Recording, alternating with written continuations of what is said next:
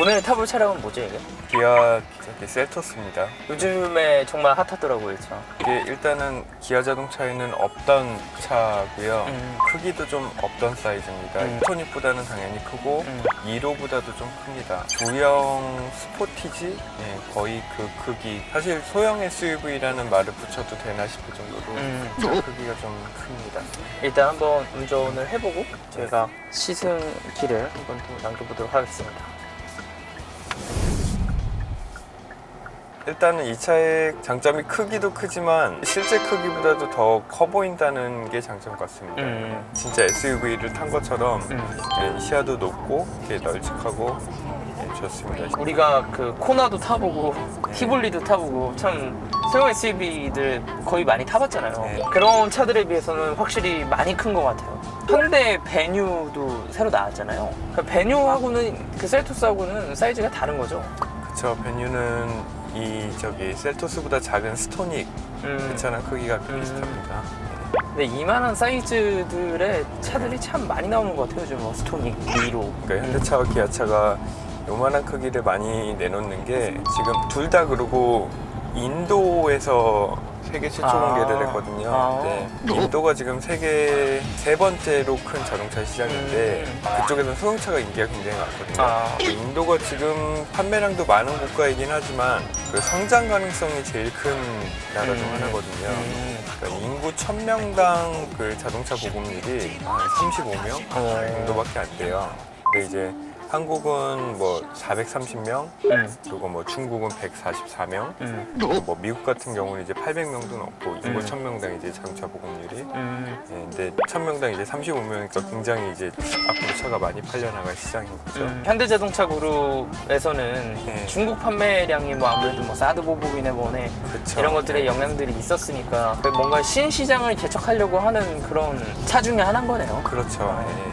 중국이랑 미국이랑 이제 어느 한쪽에 의존하다 보면은 실적이 크게 좌우가 되니까. 저희가 일단 도심을 달리고 있지만 네. 뭐 운전감이나 이런 거 좀 어때요? 이게 오늘 저희가 타고 있는 셀토스는 가솔린 모델인데요.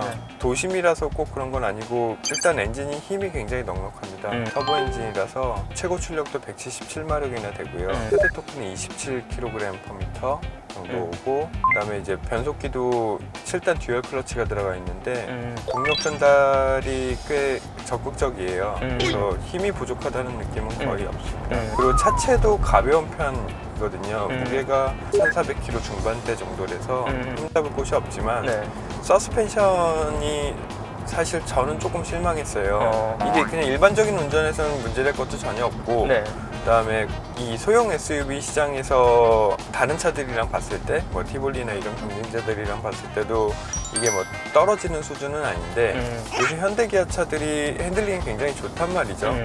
근데 이 차는 조금 밀어붙이면 그 무게를 못 이기고 이렇게 좀 휘청휘청 되는 게 있어요. 너무 많은 걸 바라는 걸 수는 있지만 그런 부분에서는 일부러 이제 조금 적당히 한 듯한 느낌? 그런 부분에서 돈을 많이 투자를 하면 이제 다른 데 쓸 수가 없으니까 소형 SUV라는 게 되게 마진이 적은 차거든요.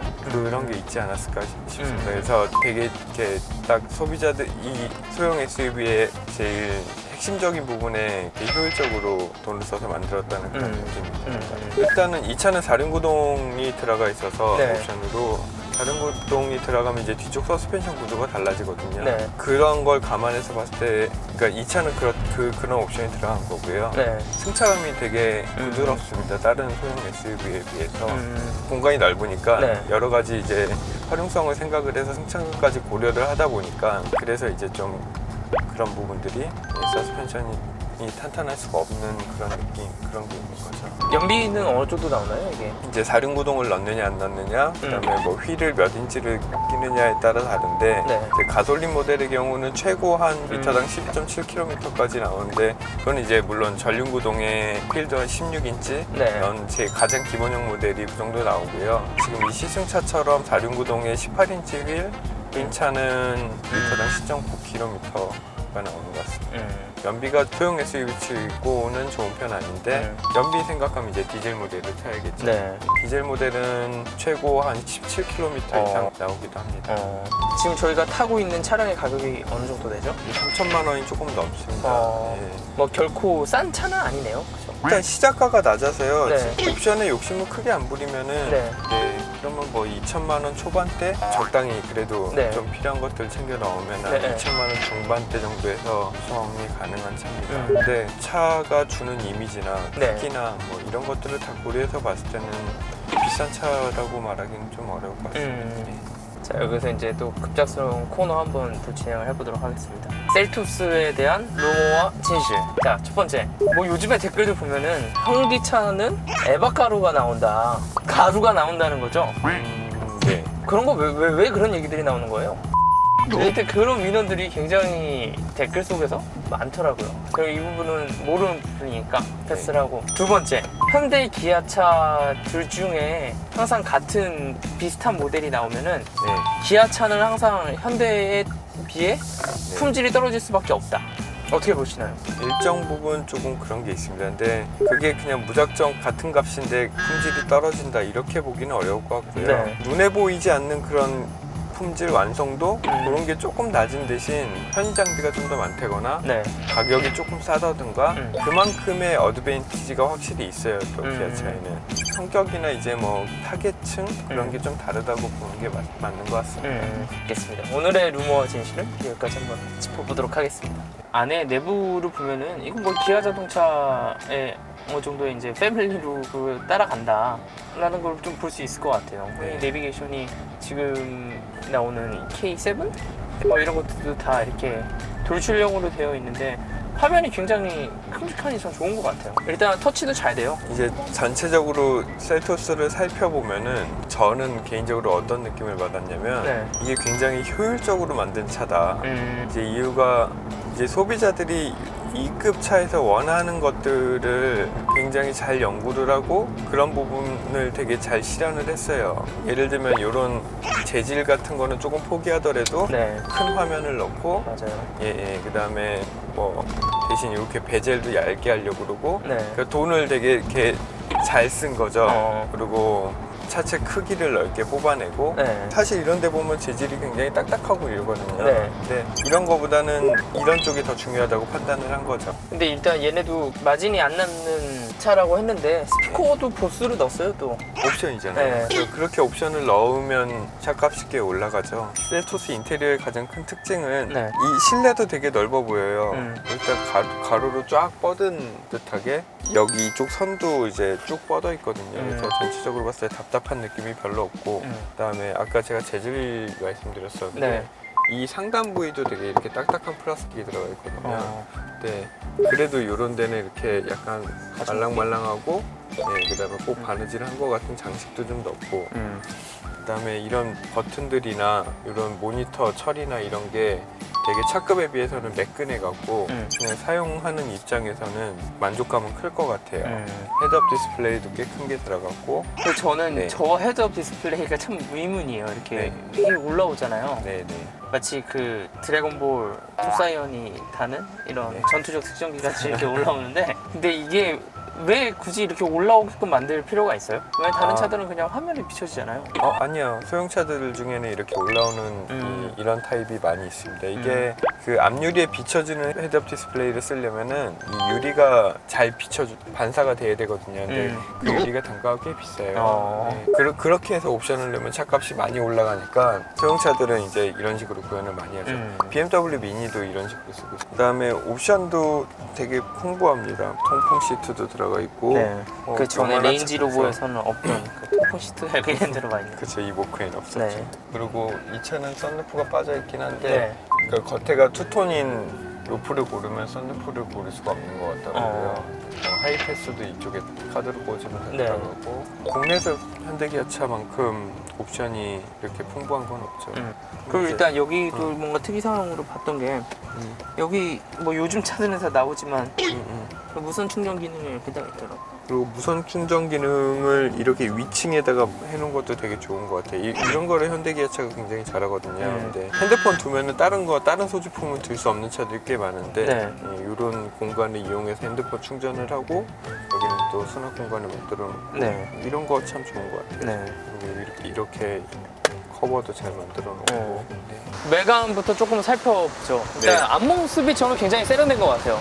소형 SUV 중에서도 크고 그다음에 또 디자인도 더 커 보인다고 얘기를 하는데 그릴이 이렇게 헤드램프까지 이렇게 파고들었어요. 기아 SUV들이 이런 디자인으로 갈 것 같거든요. 모하비 같은 경우에 완전히 하나로 통합됐거든요. 이런 철판에도 이렇게 다이아몬드 패턴으로 이렇게 다 새겨 넣었고 그다음에 헤드램프 안쪽도 되게 복잡하게 생겼고 그다음에 주간주행 등은 여기까지 들어오고 그다음에 이제 미등을 키면 여기까지 들어와요. 근데 이거를 주간주행 등을 여기까지 이렇게 연결하지 않은 이유는 이제 국내 법규에 이게 너무 가까우면 안 된다는 그런 게 있대요. 그래서 이제 미등을 켰을 때만 여기까지 오고 이 방향지시 등도 되게 입체감 있고 디테일에 되게 신경을 많이 썼어요. 밑에 이 램프 같은 경우도 요즘에 텔룰라이드도 저런 식으로 나오더라고요. 그렇죠? 차가 참 잘 된 디자인이라고 생각하는 게 이렇게 디테일이 많은데도 복잡하다는 느낌이 없고 전체적인 형태가 잘 정리가 되어 있어요. 다이아몬드 커팅 같은 경우에는 약간 벌집 삼겹살 같은 그런 느낌이요. 이런 디테일도 굉장히 저는 마음에 드는 것 같아요. 이게 옆에서 봤을 때 소형 SUV들은 이제 본넷이 이렇게 내려오는 형상인데 이 차는 되게 앞까지 빼놨어요. 앞까지 이렇게 높게 오다가 이렇게 뚝 떨어지는 형상인데 그래서 옆에서 봤을 때도 차가 커 보이는 그런 효과가 있고 그다음에 헤드램프가 여기까지 파고 들어갔고 옆에서 봤을 때도 이제 이게 전체적으로 조화롭게 어울리는 일단 필 자체도 뭐 이것도 옵션이겠지만 굉장히 SUV스럽다 느낌이 제일 강한 것 같아요. 옆모습 자체도 약간 박스형이긴 하지만 위에만 봤을 때는 저는 그래서 약간 소울의 느낌이 있나? 뭐 이런 생각이 들었었거든요. 루프 색깔을 다르게 투톤으로 가져갔다는 것도 그렇고 옆에도 디테일이 되게 많거든요. 옆에 이제 이 창문 밑변으로 타고 올라가는 이 크롬 라인이 이렇게 C필러로 이렇게 올라갔고요. 트렁크를 한번 살펴볼까요? 일단 보면은 그래도 SUV스럽게 넓은 것 같아요. 이거 떼면은 트렁크가 굉장히 소형 SUV 치고 굉장히 넓은 것 같아요. 이게 골프백 드라이버 빼면 한 4개는 들어가겠는데요? 아마 한 3개씩 보스턴백이랑 골프백 3개씩 들어간다고 얘기를 하는데 뭐 제가 넣어보진 않아서 확실하진 않은데 구형 스포티지보다 이제 길이가 조금 더 길다라고 했는데 트렁크가 지금 나오는 스포티지랑 거의 비슷해요. 크기가. 트렁크가 이게 498리터거든요. 스포티지가 503리터래요. 5리터밖에 차이가 나지 않는 거예요. 경쟁 모델인 쌍용 티볼리가 350리터밖에 안 되거든요. 그러니까 차이가 엄청난 거죠. 그러네요. 디럭스 유모차도 집어넣을 수 있다고 하니까 가족용 차로 사용하기에도 전혀 손색이 없을 정도로 괜찮네요. 뒷좌석 한번 타보고 얘기를 해보도록 하겠습니다. 뒷좌석을 좀 타봤는데 일단 굉장히 넓은 것 같아요. 이 셀토스의 가장 큰 장점 같습니다. 뒷좌석이 넉넉하다는 게 자꾸 제가 스포티지 얘기를 꺼내는데 다리 공간이 스포티지랑 거의 차이가 없다고 하더라고요. 머리 공간도 굉장히 넉넉하고요. 물론 팔 공간은 조금 작지만 이 정도면 충분한 것 같습니다. 초등학생 아이들이 타고 어디 놀러 가도 충분히 넉넉하고 괜찮은 공간이 나오는 것 같아요. 성인 4명이 타고 여행을 가기에도 별로 그렇게 크게 무리가 없을 정도로 이 리클라이닝 기능도 있거든요. 한 5도 정도? 5도 정도 더 뒤로 눕힐 수 있고요. 그다음에 송풍구도 있고 USB 포트도 있습니다. 옵션이겠지만 뒷좌석 열선도 있고 필요한 편의 장비는 다 있는 것 같습니다. 이거는 소형 SUV가 아니라 그냥 SUV네요. 인터넷 보면은 뭐 생태계를 파괴하는 그런 SUV라고 이렇게 황소개구리 같은 SUV다. 소형이란 말을 붙여도 뭐 될지 모를 정도로 이제 넉넉한데 그런 얘기 나올 법한 것 같아요. 오늘은 기아의 준준형 SUV죠. 셀토스에 대해서 좀 알아봤습니다. 뭐 저는 개인적으로 20대 그러니까 첫 차로서는 굉장히 훌륭한 차인 것 같아요. 가격도 훌륭하고 저희가 계속 좋은 것만 얘기해서 뭐 이거 협찬 받은 거 아니냐 뭐 이런 얘기 하실 수 있는데 뭐 솔직하게 협찬 없이 그냥 리뷰해드리는 거니까요. 뭐 그런 편견 없으셨으면 합니다. 저희 기아 자동차도 밀레니얼 세대를 얘기를 꺼냈거든요. 그러니까 뭐 가격적인 측면이나 보면은 20대들한테도 좋은 차인 건 맞지만 제가 타보고 나서 생각이 드는 거는 이제 결혼을 앞둔 또는 막 결혼한 30대 전후의 이런 커플들한테도 네, 되게 좋은 차일 것 같습니다.